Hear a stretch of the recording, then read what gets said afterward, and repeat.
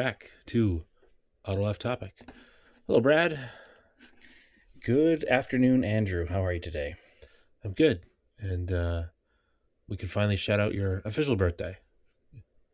Right. Yeah, it was yesterday. Yeah. So I feel exactly one day older than I did yesterday. So the birthday adage is true. You do feel older by one day. Cool. Yeah.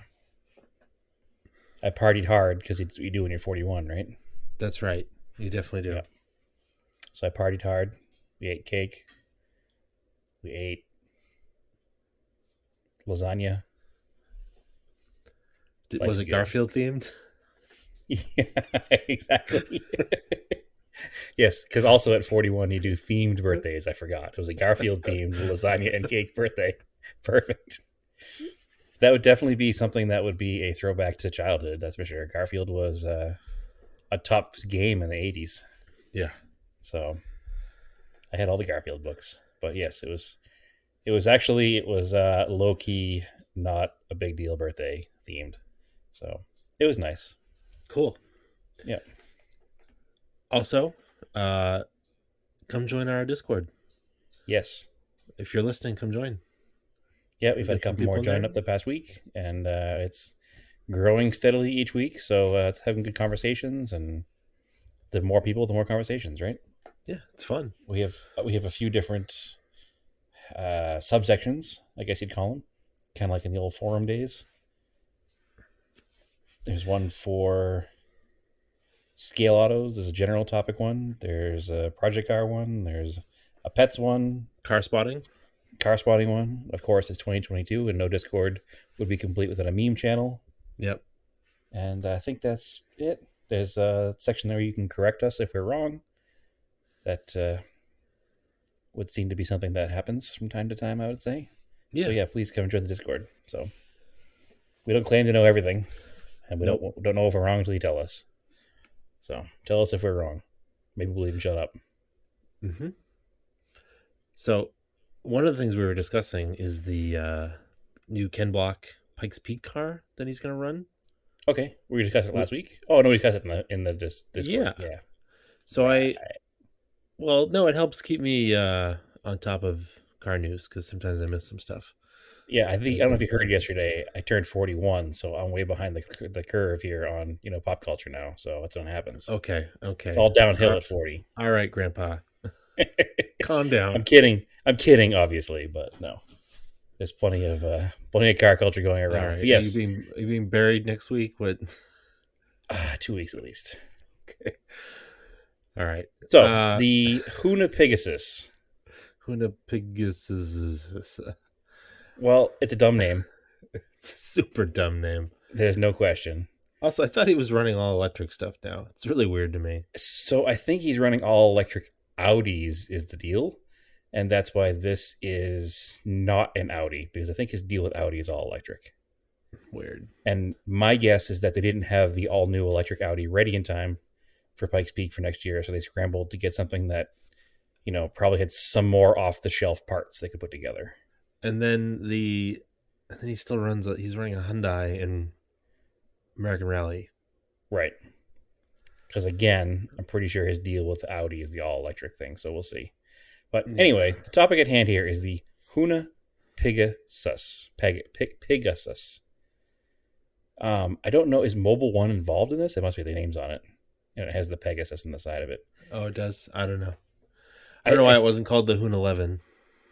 Yeah, there's a lot of other words they could have gone with, like a lot, but it is what it is. So it's called this because if you haven't seen a picture of it, it's done like the Pink Pig. Yep. Porsche Le Mans car, and then kind of it's the color of it. It's not really. There's no other callback to it other than that. And it has the giant Mobile One Pegasus on the side, which is a common thing on 911s for some reason. I don't know where that came from. Do you? Because it's cool looking. I don't know the theme. I mean, it was on race cars back in the day. It's neat looking. It makes a cool fender ornament. Or was it just a thing from Outlaws? No, it was on a lot of race cars back in the day. Not necessarily all Porsches, but it was on a lot of race cars. I dig it. I like to see it on a fender of a 60s or 70s race car. It makes sense. The one thing I don't like about it, though, well, anybody who listens to this podcast knows my opinion is probably going to be strong and worded here. I don't like the car at all, but one of the things that I have a huge problem with is that we're going to start seeing the Mobile One Pigausssss on the side of every crap can Ultima on the road now. I guess.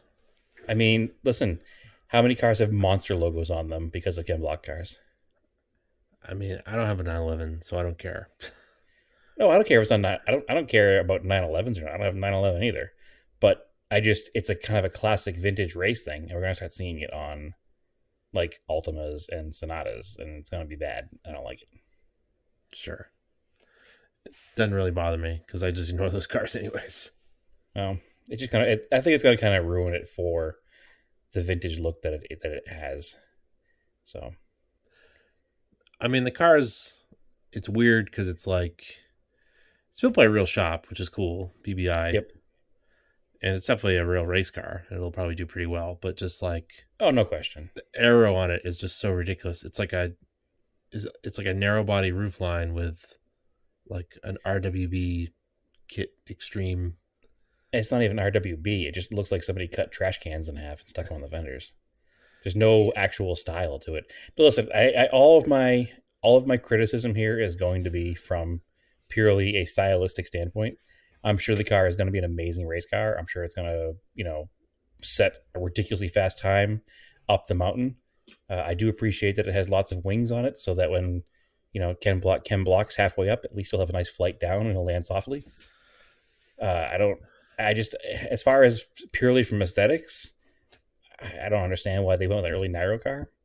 They could have done a later style, wider car and integrated it better, because it has, the early style turn signals and stuff that are like a foot and a half in from the edge of the bodywork now. It just looks strange to me. It doesn't have enough 911 left to call it a 911. I just, whatever. It's neat. It's different. I don't think stylistically it's a good looking car. It's purposeful. So I'm not going to say it's bad, but I just think No, it's straight stylistically, it's not cool. No, looks like it was designed for YouTube, for a video game. Yeah. Yeah. And it looks like a Pikes Peak car. And if you go back in time to other Pikes Peak cars like the Celicas and the other Toyotas they built in the 90s, they have a similar look to them. That the head-on shot of this Huna Pigausssss, it almost looks like a 911 GT1 car from the 90s. So there's definitely some things there about it that are like, at least it has some tradition. I don't. It's a weird choice. I think that, the young fanboys are going to love it, and that's all they're going for, and that's all that matters, because that's what marketing does, and it will work. I hope it's fast. I hope it's cool. Is it all-wheel I hope he drive? does well. It must be. My assumption is yes. I mean, it's a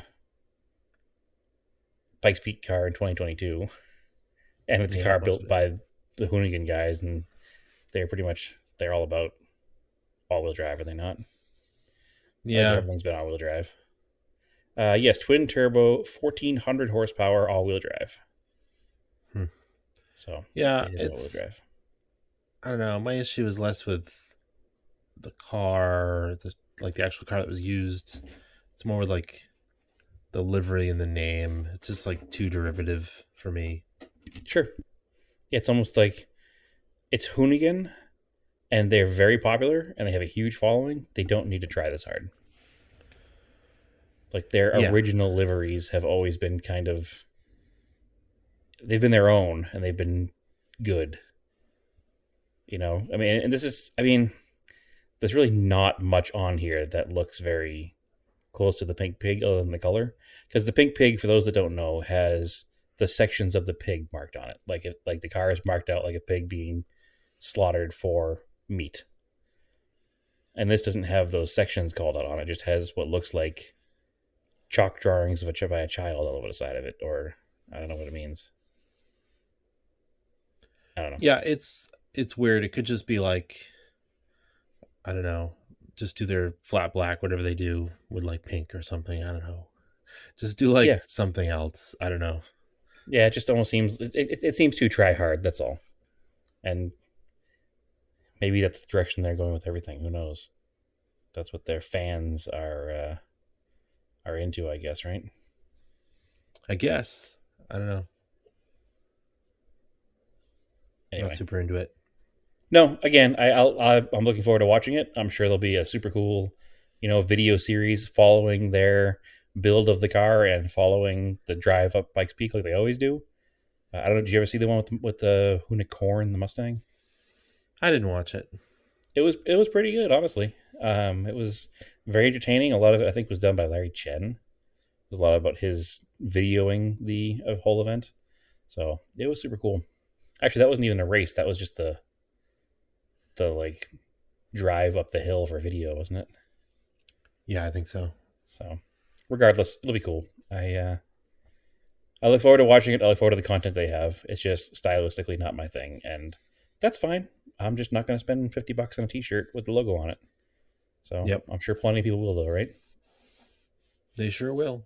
Much like we've said in the past, it's not for us, but we appreciate it exists. So So, I kind of saw it in passing. The ProDrive P25. Do you know anything about this? yeah, I they've only set a teaser out. And did you see the picture of the teaser where it literally just looks like the outline of a GC coupe with the Yeah. STI wing? So, what is it? They haven't said much. They're going to announce it in like 4 or 5 days. My assumption, and we'll have to follow up with this next week, is that they're basically doing like for lack of a better term here, a singerized version of a GC coupe, but with ProDrive touch other than Singer, obviously. That's my assumption because all they said was an icon redefined. This is P25, and they showed an outline of the GC coupe with the STI wing. So All right. So, a ProDrive built GC Coupe streetcar. that's my assumption. That sounds pretty cool. I'm I'm 100% here for it, Yeah. but that's just a guess. Because they do advertise on their Instagram like they've been restoring a lot of the older early 2000s WRC cars lately. And that stuff's really cool. Just watching those cars get put back together. Yeah, it's crazy to think. I think we were talking about this before the show, but like it's been 25 years since those cars were new. Like the reason it's P25 is the 25th anniversary of the GC. Like I just Yeah, 98, 97, 98. yeah, it's so long ago. Actually, I think a GC goes all the way back to 92 or 93, but like the 22B was like 97, 98. So, Yeah. Well, ProDrive's doing all kinds of cool stuff right now. Like I said, they're restoring the rally cars. They're building that what they call that thing, the Hunter, or there was a name for it. it's I the think it was the Hunter. Dakar, right? Aren't they doing Yeah, but they're electric making Dakar stuff? no, they're making a. It looks like a Dakar vehicle, but it's going to be sold to the public for street use, Oh, and cool. it's a 3.5 liter EcoBoost, like a Raptor Nice. or GT4 Ford GT engine. Huh. So they're making, I think, 25 of those as well. Maybe 25 is the number this year. It sounds like. I haven't read about it in a while. I think it was a couple months ago. The release went out about it, but it's like a 600 horsepower. It's basically it reminds me of actually is the Locomotives Rally Fighter. Yeah. It's kind of like one of those, Yeah, I know what you're talking about. but built by ProDrive. So Yeah. it'll be $1.5 million, so it doesn't matter. But they're only gonna make 25 of them, so it'll definitely be a rich guy play toy. So hopefully I'll see one around somewhere because we seem to get all the multi-million-dollar cars in this area, at least one of them. It's cool See it though. at 4 till 4 or something. I know it'd be cool if someone, if Rally Art still existed, to rebuild Evos or something. Yeah, it'd be nice. I mean, especially if we're not going to be seeing a ton of internal combustion cars being developed in the future. If we can at least just get these companies to celebrate their historical vehicles and start building them up, that'd be great. Nissan's doing a pretty good job right now. Mazda's doing a job with early Miatas. So there's definitely some market there, and we just need to get all the manufacturers on board. Yeah, So didn't Mazda start releasing restoration parts for Mazda Miatas? is doing restoration parts for Miatas and RX-7s?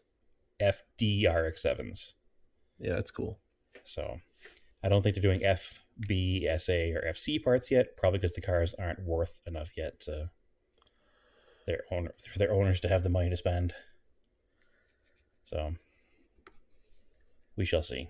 Yeah, I think Nissan is starting to make a lot of GTR parts again. Nissan is doing a bunch of R32 stuff, and Yeah. they've announced they're going to start doing R33 stuff. And obviously, they did Datsun Z stuff a while ago. Yeah, so they So, have that legacy of doing it. yep, yeah, Porsche does it, Mercedes does it, BMW not so much. They The used to, American though. manufacturers not so much. No, BMW had a whole classic catalog That's right too. They do, don't for they? I forgot about 2002s, that. yeah. Yeah, And I don't know if they expanded that into like 3 Series. I know Toyota has always been interested in their history, but not to the point where they're like making a bunch of parts. So it'd be No, nice to they're see. they're they're doing A86s. I remember hearing about that. Are they? Yes. Oh, I'm out of the loop. See, you corrected me already. Don't even need the Discord. Yeah. So I know they make parts longer than other manufacturers. I know when I was rebuilding the head on the 79 Cressida, there was a I could buy the head bolts brand new from Toyota. Well, a lot So of their stuff was built a lot longer in the rest of the world sure, and the and same thing lives goes with. on in the rest of the world as like lived on as the same car for longer. I agreed, but the same thing happened with Mitsubishi. They made Mark One Monteros as Hyundai Gallopers and stuff into the 2000s, but I can't go to a Mitsubishi dealer in the U.S. and buy those parts with the same part number, whereas the Toyota dealer I still could. So Yeah, and I'll get to that with my Q45 stuff. Q45 talk. Yeah. So see, that's a weird one too. That there's not a lot of those cars left, so I don't think Nissan would even consider making parts for that car. Well, we might as well get right into it. So I finished the valve cover gaskets for that car. Okay. Got it all back together. It was kind of annoying. I think I talked about this. The coil packs on the cylinder 1 and 2, the very front cylinder in each bank has a different connector. Yeah, it's like And I reversed. think yeah, so you can't plug them in, but you really can't because they're facing a different direction. But I think I found the correct Nissan coil pack connectors, and I can swap those out and put 2 new coils in there. So it doesn't have just 6 new coils; it's got 8 new coils. But anyway, I put the whole thing back together. I'm still waiting on. I think I talked about this too. The throttle body gasket was available from the Q45 dealer, from the Infinity dealer here Yep. in Danvers, but the little elbow that goes to the throttle body, and then the gasket for the IAC valve was unavailable in the United States anymore. And actually, I bought the last throttle body gasket in the United States. Hmm. Came out of California. So Are there aftermarket ones available or just nothing? there are, Okay. but I just wanted the OEM one. No, of course. And then, so I looked it up. I went to one of my parts websites. They're available. They're actually, I should have them tomorrow. But the gaskets that were on there weren't in too bad a shape, so I was able to put the car back together for now. And they're accessible. I could swap them out later. Excellent. Case around top. So, right? yeah, they're right on the top. So anyway, put the whole car back together. I was like, all right, time to start it. I hit it. It fired up like instantly. I was like, sweet. Well, I don't think you ever talked about how deep into the car you went. I think I did. I took it all the way down. I had to take the intake off, the upper intake. I think last week you had just had the intake off, so there was no other work had Well, been yeah, it done was yet. just, I had to get the intake off to do the valve cover gaskets because it hangs over them just slightly. It's obscured by a couple other parts. It's not, it's like doing it. I was like, this is kind of annoying and hard. And then as it was going back together, I was like, I guess this wasn't that bad, which is normally what No, happens to it me. all makes sense. It's just a lot of parts. Yeah, it's just a lot of steps, Yeah, and I just went really slow to just to make sure I do it right, and um, it really needed valve cover gaskets. They were starting to leak, and every now and then you drive it, you could smell the oil dripping right onto the manifolds. yeah, it's So annoying. that needed to be addressed. If you were doing just coil packs and spark plugs, it's very easy. You can just do that without removing any intake stuff. That is serviceable without doing all the extra steps I did. Which makes sense as a maintenance item that it would be more accessible. Yeah. The knock sensors I think I talked about were there was paperwork with the car that said mice had chewed the knock sensor harness. And I was like, I don't know about that. Because I could see down in there, but I couldn't reach it. And it looked intact. So when I had the intake off, I was able to trace those wires, and they had continuity. They're not broken. Knock sensors were a little corroded. I threw new ones in there because they're accessible with the intake off. It made sense to do it. The the trickiest part of getting that intake back on was in the back. The fuel pressure regulators for the rails are back there, Sure. Right up and against the there's firewall. one, yeah, right up against the firewall, and then there's a giant vacuum tube for the idle air control valve that's at the back of the manifold, and then below that is a small quarter-inch vacuum line that goes to the passenger side fuel injector bank. Um, and if you don't hook that vacuum line back up, you're gonna have a bad time. So that one was really hard to get to. That was in the bottom. That took me like a couple tries to get it on there, and I actually ended up replacing it with some silicone vacuum hose I had, and just So that making one it. actually controls the fuel pressure. Yeah, Yeah, yeah, you you know the definitely need vacuum line that. that would go to a Yep. regulator. Yep. So That'd be an important one. yeah, and I made the silicone line like half an inch longer just to make it easier for me to get it on. Sure. And then the other one on the driver's side is up higher, and I replaced that one because it looked a little dry rotted. But those are the only two vacuum lines I did. The other ones looked fine. I have So rolls of vacuum line here waiting to go in the Cressida, but I buy the HPS silicone hose. It's I bought all silicone. Yep. well, did you buy like thick walled stuff? Because the problem is if you don't buy the right silicone stuff, it can collapse because it's too thin Well, and I bought the soft. stuff that's for the purpose of what it's for. I'll send you a link later. Okay, because I have it's like, and actually I like that they sell it. I say quarter inch, but I think it's like actually 6 millimeter because you can buy it in the correct Oh, metric see, the stuff size. I got is all in standard, but close enough kind of deal. Yeah. So So and this is like a decent. It's just like black, so it just blends in. So, anyways, I did that. you didn't go blue? Come on now. uh, Everything's back together. The mass air meter had been cleaned. Like I emptied a can of mass airflow cleaner into it. Um, so it definitely had a couple of problems here. It had a really dirty mass airflow meter and had some seemingly bad knock sensors because those are the codes. We started up. It stumbled a couple times after it was running. I back probed the connector for the mass airflow meter to see the voltage. It was kind of weird and dropping out. I was like, that's kind of strange.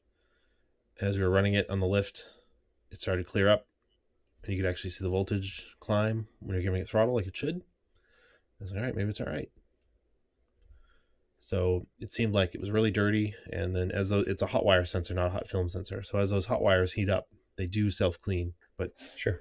maybe this thing was so dirty it was just never self cleaning. That would kind of explain why it would start to run better as I was driving it.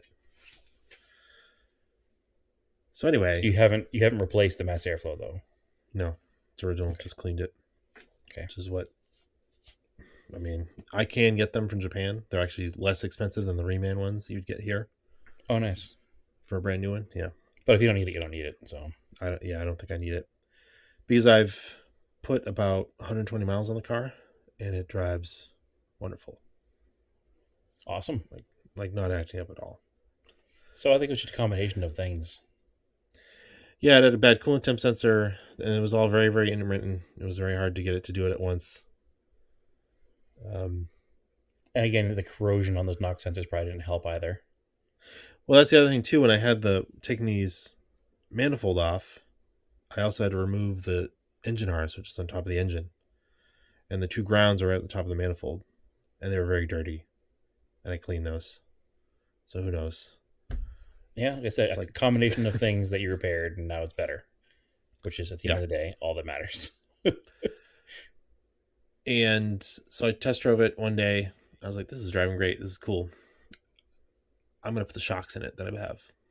I'm confident.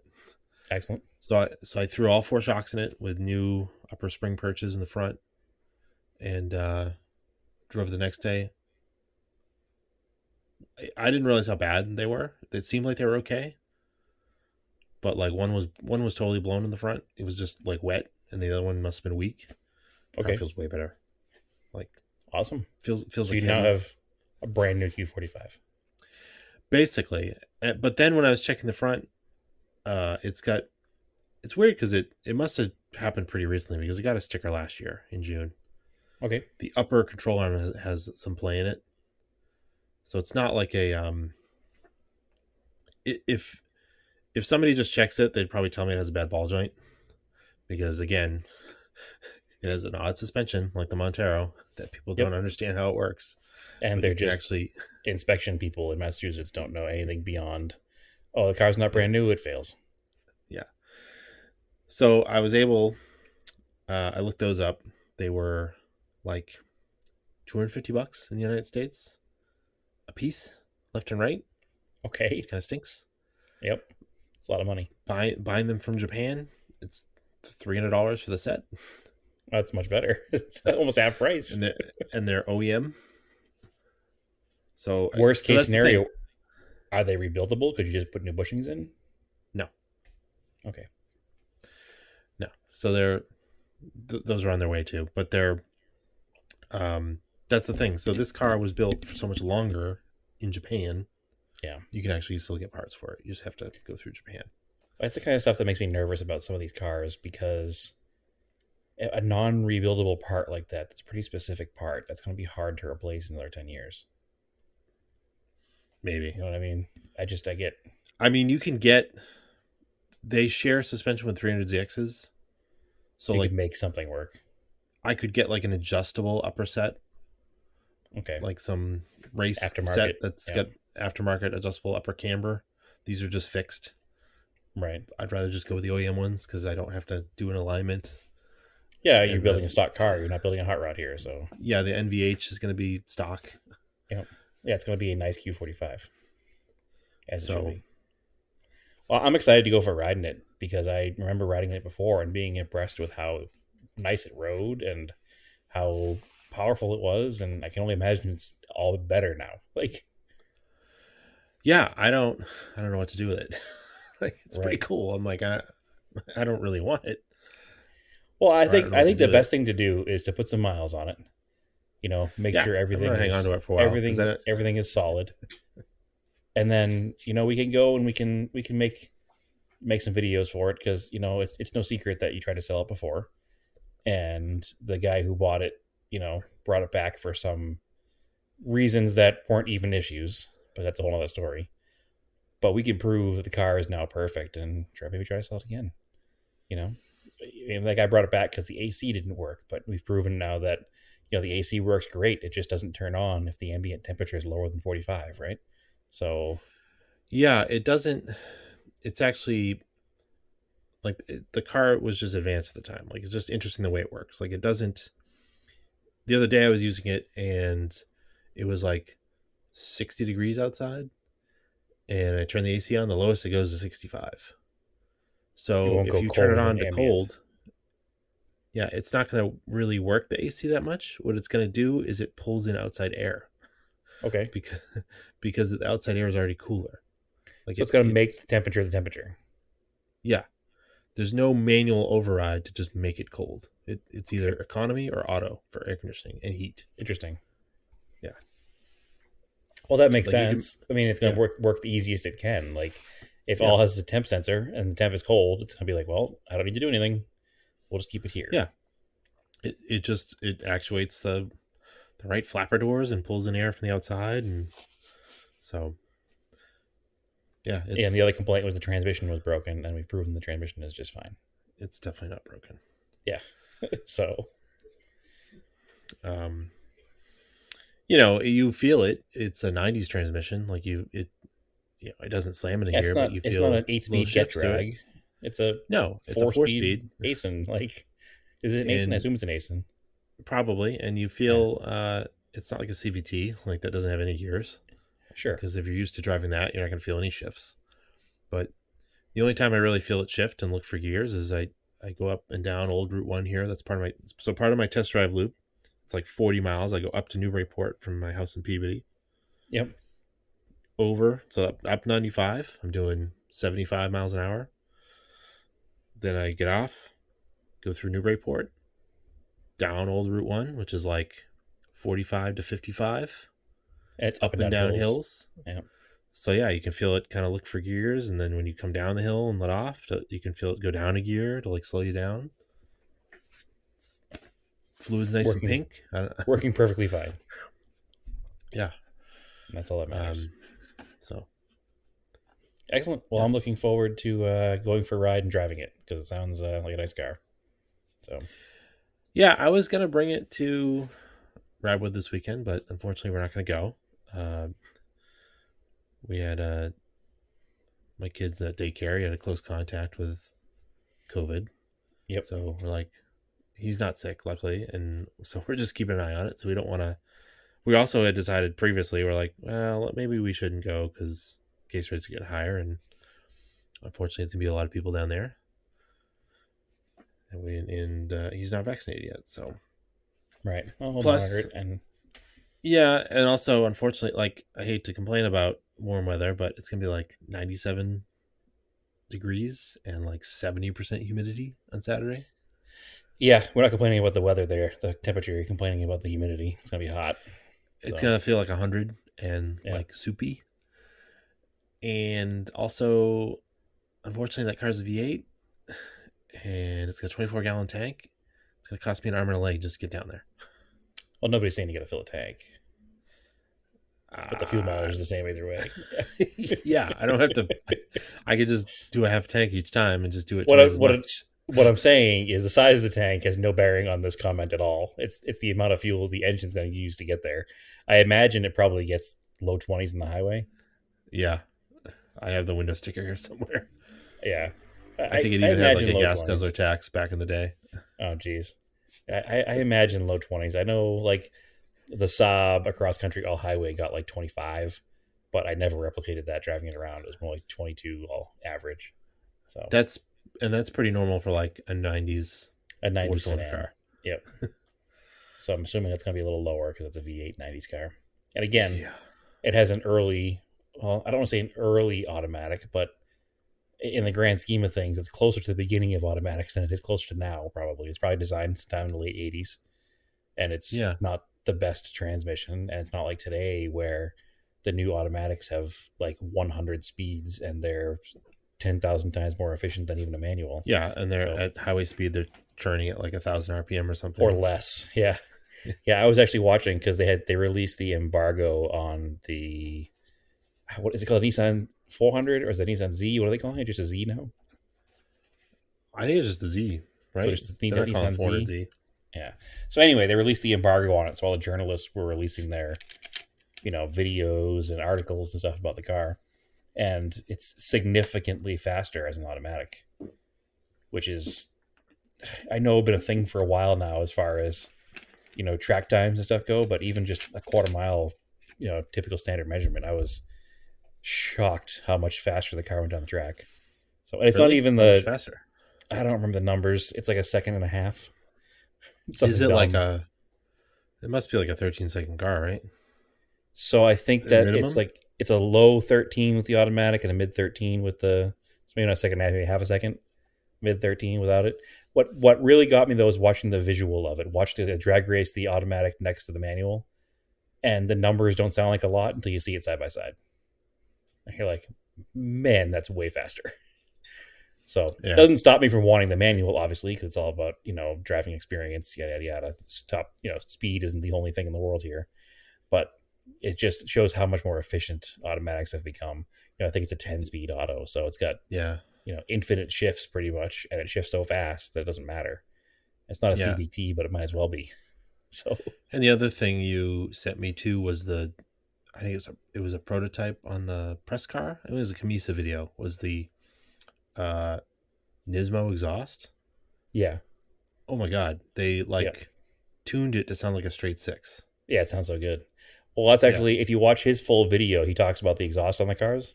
Um, Yeah. it's Jason Camisa's video. I think it's on Motor Trend, not Motor Trend. Yep. Excuse me, Haggerty. It's Yep. Haggerty's YouTube channel. They have a comparison video of the exhaust sounds, and I guess there are regulations now that apply to manual cars and not automatics about sound Huh. and decibels. So I Huh. guess that the manual cars doesn't make that same noise the automatic does from the factory. But obviously, the aftermarket will fix that. So I know it's not nothing like the VQs of old. That's for sure. It sounded like a IT bead 2.8 liter inline six from the 70s. It sounded amazing. I was Those mind cars are blown by how it sounded. those cars are turbo. They're twin turbo, yeah. Wow. So yeah, they're pretty Wow. they're pretty wild for the money. Like you're not going to get anything better in the 40 grand range. No, so they tuned out the turbo whistle Yep, and made it sound like a straight six. That's impressive. that car sounds really good. And Yeah. that's only, unfortunately, again, that's the automatic, but I'm sure you'll be able to buy the parts off the shelf to make the manual sound the same. There's Yeah. just, again, there's some regulation now from the government for manual transmission cars versus automatic cars and sound decibels. Maybe because people drive them differently. I don't know the reason behind it, but I haven't heard this at all. they talk about it in that video. Weird. So Huh. very strange, very strange. But yeah, Well, so to change subject, I guess I'm super excited about that car. I'm not gonna sit here and pretend I'm gonna run out and spend 40 grand on a new Z, but I'll certainly be watching them as they become slightly less expensive on the used market in 5-10 years. well, I'll tell you, I was getting Stephanie's oil change in her Crosstrek today at the dealership, and I was looking at a 2022 WRX, which are also between 30 and 40 grand, Yeah, and I would much rather have a Z. yeah, everything's expensive. Yeah, I was but for that actually, money, I'd rather have the Z. yeah, shout out, self congratulatory here to my other podcast, the Work Podcast. We talked about that last week. The average price for a new car has broken 40 grand. Mm-hmm. It's like the average sale price for March of 2022 was like 43.5 or something, which is, that's absurd. That used to be Yeah. sports car money. Like that used to be choosing a fun, fancy car was 40 grand, but you could still buy a car for 15 to 20, and I'm just so out of touch with that stuff. It bugs me. So, but yeah, Well, 40 grand to me sounds like a lot of money for your average new car, but it doesn't sound like a lot of money for a new sports car like the Z, especially when a Supra is going to cost you close to 70. yeah. So I don't see a use case here now for the Supra if the Z costs that much little. Right. So That speaking of much less, I should exhaust, say, not little. um, we talked briefly about the G20 exhaust. Yes, you ordered one I from couldn't. Greg. Yep, I got it, and I couldn't Excellent. find a header because they weren't made anywhere, or they're Correct. just like on super back order. Supply chain issues, just like everything else. Can't buy a Hot Wheels car. So Can't buy an SR20 header. right, I put a post on one of the SR20 groups, and some guy locally in Lynn actually had one. Okay. I don't even know if I told you this. So You sent a post to the Discord and said it was next town over. I assumed that meant Salem, but Lynn also works. yeah, uh, it's like an old. I mean, the header's almost as old as the car. It's an old style header, I but believe we call that period correct racing parts. yeah, a lot of the SR20 stuff for the front wheel drive cars is interchangeable. So this could have been on like a 200SX or something, or Sentra, At and it'll 200SX, work. Sentra, NX2000, Yeah. G20, who knows? So it's definitely seen some things. It's been Well, around. It came from Lynn, Andrew. Well, this guy said he bought it off some other old school SR20 guy, and then he decided to go a different route.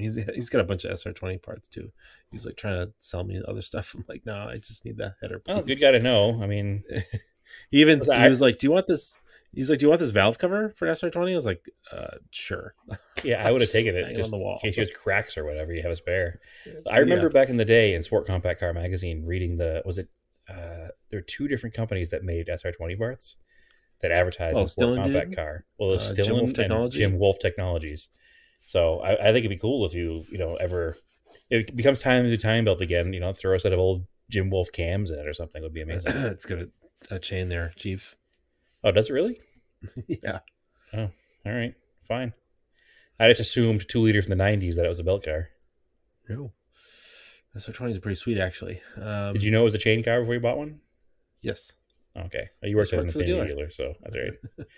I just assumed that it was a belt car because every other 2 liter 4 cylinder from the '90s is a belt car. So New friend is SR20. Old friend is 4G63. right, temporary Um, friend. yeah. So this is it's like an air exhaust. Like, oh no, it's Advanced Engine Breathing Systems, AEBS header, which are Okay, now places out of business. of course, And apparently it's one of the it was like the hot setup at the time. It's like it's a long tube header, which is kind of interesting. which is So cool. the collectors hang down slightly below the cross member, which everybody's like, if you're really low, it's a problem. But You're if you're not. like just in the tines, yeah, I should be all right. Whoever had this before, the guy I bought it off of, he's like, yeah, he welded like a little tiny skid plate on the front of the collectors Okay, to like whatever. help. I'm like, all right, that's cool. But it's and then I went down this whole rabbit hole. I actually had this old book from when I was at Bentley about intake and exhaust design, Yep. and it's so you would think like in your brain you're like, oh, 421 is probably a better header, right? But actually, the way this one's set up, 4 into 1 is actually a better setup because each cylinder is independent, and then it collects underneath in a collector under the Okay. engine. So there is some stuff I got to do. It doesn't have an EGR port. I got to do a little funky stuff with the EGR. Um, the O2 sensor is way down underneath, so I'm gonna have to extend the O2 sensor wires. Um, and Which is what I then was reading about most of the headers for the SR20s. yeah, not a big deal. That's easy for me to do. It's somebody has. I don't think it originally came with this. Like one of the runners, one of the upper primaries, they call it, has like a bung in it. It's weirdly small. I don't know if it was for exhaust gas temperature sender or something, or I found a plug that would fit it, Okay. so I got to plug it. It's Well, got worst some case, you like could weld something in there if you had to. yeah, it's got some studs um on the side that I don't know what they were used to attach to, and they don't fit anything on the engine. Hmm. Maybe they're holding a shield that the person made, a heat shield. I don't know. I think I can like take a Dremel and just they look like both heads welded to the pipes, and Okay. maybe I can just snip the welds Clean it or up. just cut them down. um, it was painted with VHT black paint. The guy had before pictures. It was kind of rusty. It's not a stainless header. He said he cleaned it up as best he could and then painted them, and it didn't look too bad. I'm Yeah. gonna end up Cover it covering it in with a exhaust wrap. heat. I got a heat wrap or heat blanket for it, anyways. Okay. Instead of spending Like all the time wrapping the the individual roll of tubes. kind, or what? It No, it's literally like a wraps blanket. around the whole thing. Okay. Yeah, it's just easier and it'll look more like a original header. So that's pretty cool. And it's got a flex pipe. It goes underneath.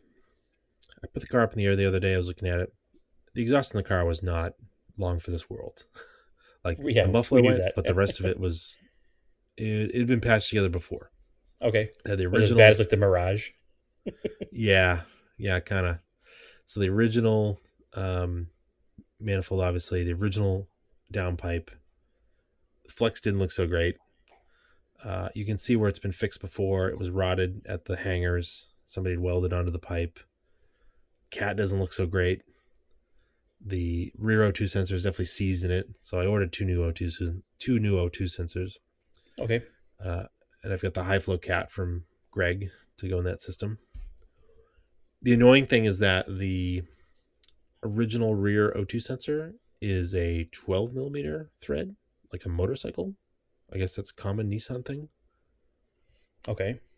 But it's really easy to go on like Amazon and get an adapter from an 18 mil to 12 mil, because I guess this happens a lot on Harleys. Like all these adapters came up for Harleys. Like if you try to put a new exhaust on your Harley and it's got O2 sensors, or any motorcycle, motorcycles use like 12 millimeter oxygen sensors. Who knew? I didn't know. Hmm. So that's not a big deal. I can the cat has a port in it for an O2 for rear, so that's cool. I was checking it; everything should line up. Then I'm looking at the other day. I was like, oh, maybe I'll just throw the cat back on for the first couple of days, so I can at least drive the car around, because it's like undrivable. As soon as you hit like 1,000 RPM, it drones like so bad. Sure. Yeah, it's pretty loud. I'm looking at the cat, between the cat and the rear cat back, and it's bolted, and then somebody definitely like booger welded the flange. I'm like, cool. So all this is just going to I get mean, cut out. it's a New England car that gets salt and stuff on the outside and moisture on the inside, so they don't last. Anybody from New England or any Rust Belt town knows that exhaust is the first to go, so that doesn't surprise me. It's interesting though, because Nissan Infiniti used to use a lot of stainless in their exhaust and they would last a long time. I remember it at the Infiniti dealer, but apparently this one didn't quite make it. So I remember because it's Infinity having issues with with O2 sensors and cats back in the day. that was like G35s, the later cars. So and then the catback on this car is a foreign auto part, like replacement. So that was even worse quality. And it's funny, the pipe is like 1.25 inches. So this should be a significant upgrade of 2.5 inch pipe. But just eyeballing everything, all the stuff, I'm like, this should line up nice. And I'm looking at like, I basically just had to order more parts to make it fit. And like this new header didn't come with any gaskets, but because it's an SR20, I was able to find a Cometic manifold gasket instead of like a metal one that's like 3 layers, instead of like one of those cheesy paper metal ones. So like a nice metal Cometic head gasket that will crush it, because I'm sure the flange is not perfect on this header, Right, and that way it especially doesn't being leak. old. Yeah, Yeah, yeah, so that's multi-layer is cool. probably good. Mm-hmm. And then all the hangers. I was like, I don't think I need hangers. And I'm looking at them like they're pretty blown out, because they're like the original hangers that are almost 30 years old.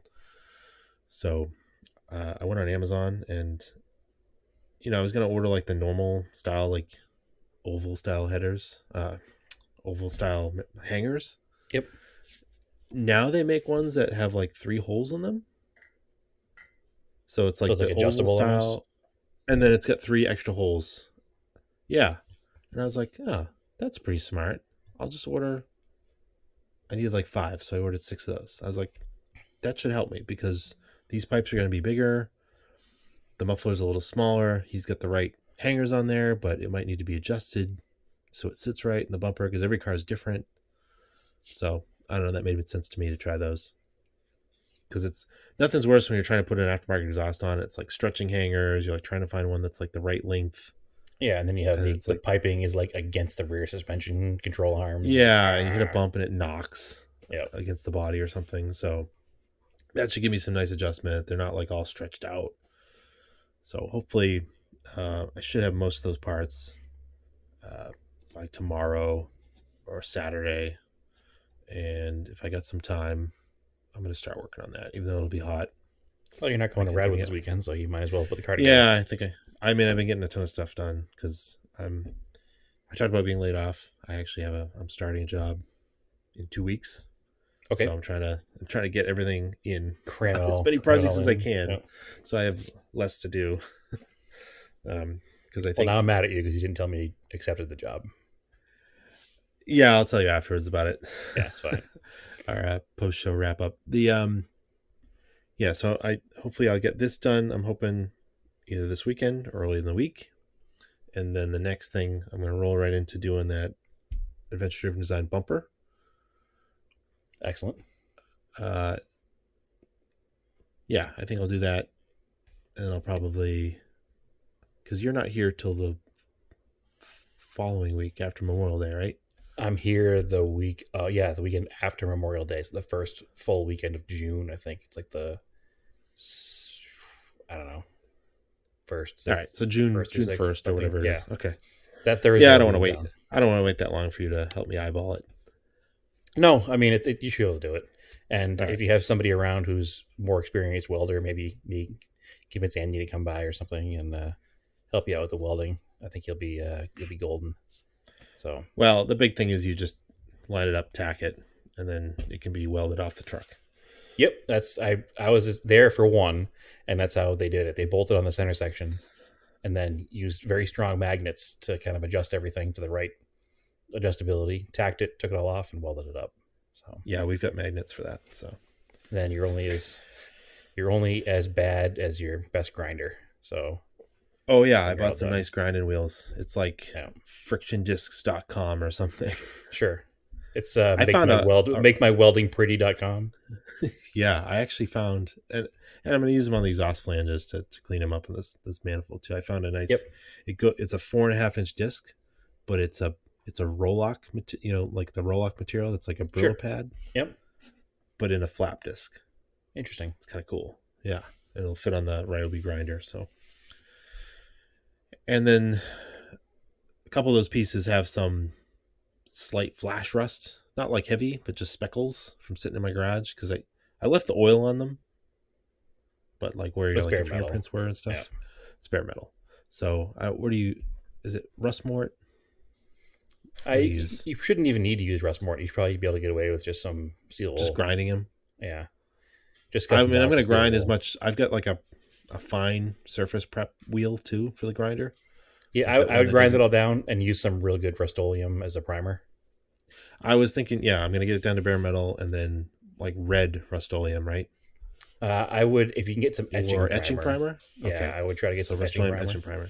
Yeah. That's what I was gonna do. At least get it etched and sealed Do you because still have the gun you shot the wheels with for the? no, Oh, okay, I should never be able mind. to do it with a can. Oh, you definitely can. It's just be I think it'd be easier with the Yeah, it's clean up. using a kind of gun like that. It's messy, it's clean up, but it opens up a world of products too that aren't available in aerosol cans. But I think if you use a good etching primer and some You can buy decent etching good primer paint, at local parts stores now. So for sure, for sure. yeah, I was just gonna do that to seal it, and then um, I need to prep the rest of the silver on the truck, and all in one day. I was gonna do that The painting gravel altogether. guard, Yeah. the silver stuff I've got, and that way the bumper will be silver, and it'll be the rough texture. I think that'll look cool in the bumper. Yeah, it'll look very similar, I think, to Brian Driggs's Montero. His is not textured, but it's got silver paint on it. So And looks good. the Gone Dirt people, their bumper is silver too. I think it looks really good with the two tone. It looks very good. It doesn't look like every other black, ARB style bumper out there. So I dig it. Yeah, Actually, speaking of the and Gone Dirt people, I was watching Hulu the other day, mm-hmm. and we have the Hulu package, which includes commercials because I don't Right. spend $70 a month on it. And there was a commercial. I don't even remember what it was for, but it featured their truck. I think that it was Toyo tires. I think. Yeah, it probably was Toyota tires. Yeah, I I was saw like, that ad. whoa, I know that truck. It's Mm-hmm. weird to see it on Hulu. Mm-hmm. Just this Montero person that you follow. I know he's a pretty well known photographer for like, magazines and speed hunters and all that stuff, but it was just interesting to see on TV not doing car things and see the truck that you know from the internet in the Mm-hmm. commercial. Just need to see a Montero in any kind of mainstream anything. So Yeah. anyway, sidetracked. Sorry. Yeah, so trying to knock all that stuff out. Maybe if I'm getting really feisty, I'll order a ABS sensor for the G20 and finish that out too. Excellent. Keep putting that off because it doesn't really affect the car too much, and No, works fine it's without it. not as annoying as blown out exhaust. Well, no, and it won't get you yelled at by the neighbors. Oh yeah, cars. I mean, it's weird. It's not too bad, but when you hit a certain frequency at like like 1,000 to 1,500 RPM in like second or third gear, it's like, oh my god, my eardrums are gonna explode. Like it's a weird low mid frequency. It's like Yeah, super annoying. I remember that happening in other cars with broken exhaust. Like I remember when the flex pipe blew out of the Mirage once. It was a very similar thing. Like you couldn't drive the speed limit; you had to go below it or above it, or else you were deaf by the time you got to Yeah, your destination. yeah. So I get it; it happens. We're also not 19 anymore, and we don't need super loud cars. So No, not that we ever really did, but a nice little exhaust tone is one thing, but going too loud is another. So I'm expecting a nice tuned sound out of this exhaust I think so. because it's I good. think It's good. worst case scenario, you add another resonator. I mean, this thing's got an 18-inch resonator. It's huge. Right? So you should be fine. Yeah, it's like almost the whole middle of the car. And Greg's exhausts aren't known for being super loud anyway, so they're No, known for being a good tone. He's yeah, an and older enthusiast himself. He gets it. it's the 2.5, not the 3-inch version. So Right. Which is overkill for a 2-liter NA for sure. actually, I mean that's probably about just right. It should be pretty sweet. No, I'm saying the 3-inch is overkill. Oh yeah, yeah. Yeah. I'm interested to see. Everybody says these headers really wake these cars up, so I'm interested to see how it drives the header, especially when I do a track day. Yeah, I've had Because the it's same supposed to be a lot of up conversation. end. I've had the same conversation with people about doing an open element intake and a header on the naturally aspirated 4G63 and keeping the cap back. That it Yeah, actually also wakes the car up a ton without even breaking into the car and doing cams and stuff, which are on my list come timing belt time as well. So yeah. What do they have you put turbo cams in a yeah, non-turbo? turbo More cams and lifting on duration. turbo, and then you Hmm. do the a header off the front through a stock catback. It doesn't get way louder; it gets a little louder, but it wakes the car up a ton, and the power comes on way earlier. So Cool. it's not quite as peaky as it is, and you gain, I don't know, some measurable by the seat of your pants kind of horsepower for sure, I guess. Yeah, that's what everybody says about these headers. So So it should be good. yeah, it should But be interesting. excellent. I'm excited Well, to see the car come together. That's the last thing the car needs for now, really, other than the ABS sensor. So yeah, sit back yeah. and No, call it done. it's a really cool little car. So um, I think that's it. I got a lot of stuff done. It's good A because lot I of didn't do pro- anything, so we had nothing to talk about. yeah, I caught up with a lot of project car stuff I've been putting off because I knew this little break was coming up for myself, and I was waiting for the weather to get better. It's been really nice. Um, and yeah, that's if you're at home, you can drink to our weather talk. Yeah. I've Excellent. been Well, clearing out all the parts I have here. I think that's an episode then. It is an episode. So, yeah, come visit us on the Discord. You can like and follow us on Facebook on Off Topic Podcasts. Not really on there too often. We just kind of cross post from Instagram because it's better to follow us on Instagram, which is Auto Off Topic. Auto Off Topic on Twitter. Don't use it too much, but it's there. Follow me on Twitter, Race and Anger, and on Instagram, Race and Anger. You can see I've got some pictures of the projects I've been working on. And Brad, where can they find you? They can find me on the Discord, and they can find me at TSISS350 on Instagram.